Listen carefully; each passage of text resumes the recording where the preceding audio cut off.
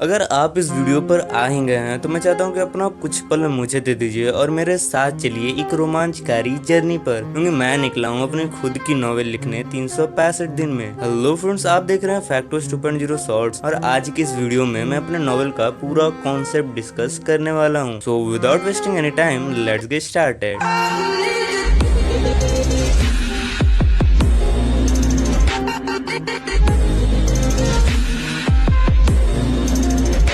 कहानी शुरू होती है एक लड़के से जो कि अतीत में जाकर महाभारत का साक्षी बनना चाहता था। इसके लिए वह महादेव जी की तपस्या करता है और उनसे वरदान पाता है कि वह अतीत में जाकर महाभारत का साक्षी बने और अतीत में उसके जान पर कोई खतरा ना बने, इसीलिए वह सबसे ताकतवर बने। और महादेव जी भी उसे वरदान दे देते हैं कि वह अतीत में जाकर महाभारत का साक्षी बनेगा और वह स्वयं महादेव जी की शक्तियों का अधिपति होगा। मतलब अगर उस काबिल है तो महादेव जी की संपूर्ण शक्तियों का भी इस्तेमाल कर सकता है। और इस वरदान के साथ ही वह अतीत में चला जाता है। सब कुछ वैसा ही होता है जैसा कि होना चाहिए और फिर समय आ जाता है द्यूत सभा का साक्षी बनने के लिए यह प्रजाजनों के बीच में छुपकर अंदर चला जाता है। द्यूत सभा आरंभ होता है और युधिष्ठिर एक के बाद एक अपने भाइयों को हारने लगते हैं और अंत में वो दांव पर लगाते हैं द्रौपदी को और उन्हें भी वह हार जाते हैं। दुशासन द्रौपदी के केस पकड़कर द्यूत सभा में लाता है और दुर्योधन उनके वस्त्र हड़ने का आदेश दे देता है। द्रौपदी रोती भी लगती सबसे मदद मांग रही थी पर किसी ने भी उसकी मदद नहीं की थी। दुशासन जैसे ही द्रौपदी के वस्त्र हड़ने के लिए आगे बढ़ता है तो उस लड़के को तो बस उस दिव्य पल का इंतजार था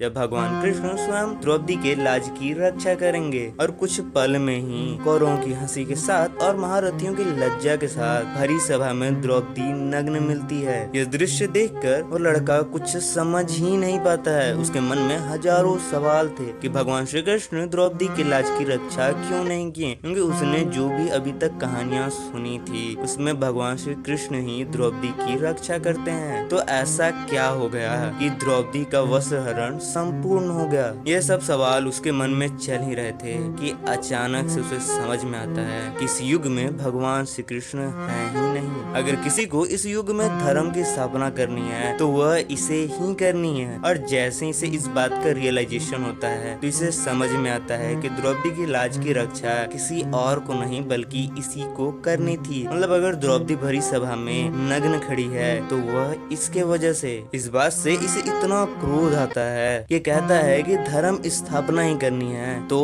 अभी कर देते हैं। ऐसा कहते ही यह सभा के बीच में आता है और कौरवों की हंसी को देखकर कहता है बस बहुत हो गया। और जैसे ही दुर्योधन को मारने के लिए आगे बढ़ता है वैसे ही कर्ण इसके सामने आ जाता है दुर्योधन की रक्षा करने के लिए। पर यह इतना ज्यादा पावरफुल था कि यह बस अपने हाथों से ही कर्ण के कवच को फाड़ देता है और उसके कुंडल लेने के लिए कान को ही नोच लेता है और बस एक प्रहार में कर्ण की मृत्यु हो जाती है। और उसके कवच को लेकर द्रौपदी को बोलता है लो इससे अपने बदन को ढक लो। दुर्योधन की जंघा तोड़ देता है और उसके पैर द्रौपदी को देके कहता है लो इससे अपना बदन ढक लो। दुशासन के हाथ तोड़ देता है और द्रौपदी को हाथ देते हुए कहता है कि लो इससे अपना बदन ढक लो। मामा शकुनी के पास से उनके ही आंख में डालकर उन्हें मार देता है। माता गांधारी की आंखों की पट्टी खोल के उनके सामने ही सभी कौरवों को किसी मूली गाजर की भांति काट देता है। और जैसे ही पितामह और द्रोण के ओर बढ़ता है वह दोनों लोग ही हाथ जोड़कर मृत्यु को स्वीकार कर लेते हैं, क्योंकि वो मानते थे कि उन्होंने अधर्म किया है और वो मृत्यु के ही काबिल हैं। पर ये उन्हें मृत्यु नहीं देता है बल्कि उन्हें जीने का ही श्राप देता है। कहता है कि तुमने जो किया है उसके लिए मृत्यु काफी नहीं होगी, बल्कि तुम्हारे वजह से जो विनाश हुआ है यह तुम्हें देखना ही पड़ेगा और यही तुम्हारी सजा है। अश्वत्थामा के भी मणि नोच लेता है और उसे वहीं मार देता है और धृतराष्ट्र को भी यह सजा देता है और कहता है कि तुम इतने पुत्र मोही हो तो तुम अपने पुत्रों के साथ ही रहोगे इसी कक्ष में जहाँ पर उसके पुत्रों की लाशें पड़ी हुई थी।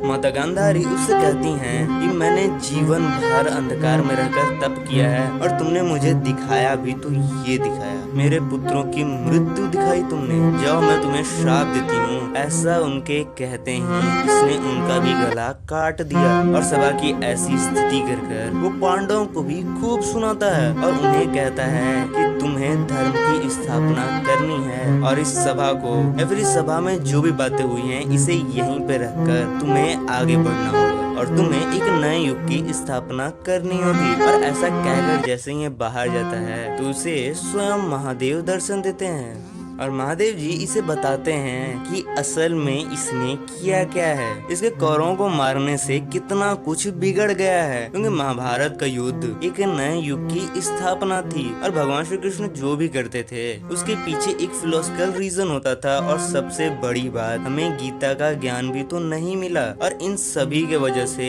एक युग का अंत ही नहीं हो पाया, तो एक नए युग की स्थापना कैसे हो पाएगी। और इसके ऐसा करते ही एक ऐसे समय का निर्माण हो गया जिसमें ना तो द्वापर का अंत हुआ था और ना ही कलयुग का आरंभ, और लोगों के बीच जो धर्म भी बसता था वो भी एक अधर्म का ही रूप था। जैसे कि इस द्यूत सभा में ही धर्मात्मा अपनी पत्नी को ही दांव पर लगा देते हैं, तो यह किस तरह का धर्म हुआ। और इसके ऐसा करते ही इस तरह के धर्मों का विनाश हुआ ही नहीं, और इसी के वजह से महादेव इसे आगाह करते हैं कि तुमने एक ऐसे समय का निर्माण कर दिया है जिसमें पाप धर्म ये सब बहुत ही आसानी से बच सकता है, तो तुम्हें सतर्क रहना होगा, क्योंकि अब आएगा कली, क्योंकि ये राक्षसों का समय आ गया है।